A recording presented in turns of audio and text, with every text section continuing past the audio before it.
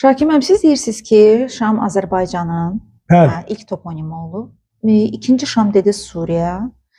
Bəs üçüncü Şam olan Şamanları, yəni necə başa düşək? Bunları bir-birinə bağlayan nədir? Necə aça bilərsiniz bunu? Çox gözəl sualdır.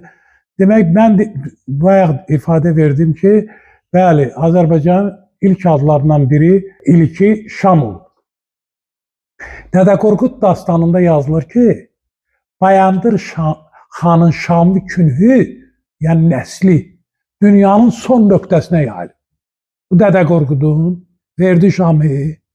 İkincisi deyir ki, başqa bir boyda, Qantural deyir ki, bəyliyimiz Rumdan Şama qədər bəllidir. Rum Türkiyədir, Şam Azərbaycan. İndi bayatlarıma bax. Əzizim hara gəlsin, nahara Şama gəlsin. Qışı zəhlə tökəndi, deynən bahara gəlsin. Suriyanın zəhlə tökən qışı yoxdur. Zəhlə tökən qış buradadır. Əzizim harda mələr, Urumda Şamda mələr. Aşıqın göz yaşları mərmərə düşsə dələr. Kimin göz yaşları? O aşıq elə İbrahimdir də.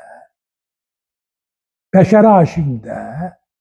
Fikir versən gör necə gedir. Sən burada həmin Şam gedir.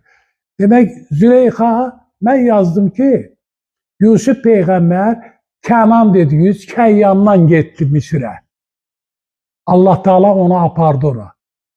Və Züleyxa hardan getdi? Züleyxaya ondan elçi gəlir.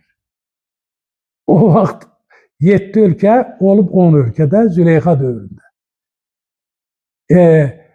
10 elçi gəlir. Birinci vətəni Şamdan.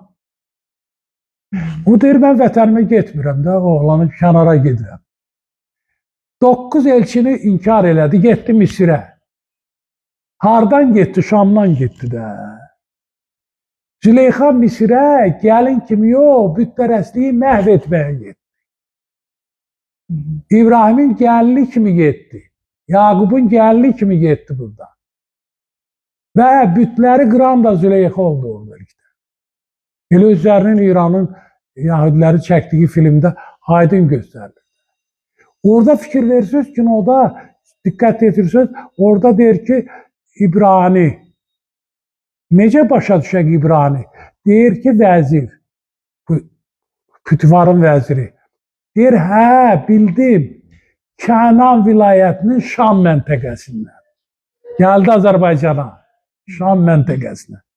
Oradandır bu. Ya da qapalı verdi. İşarəni verir, mənə bəs eləyir də.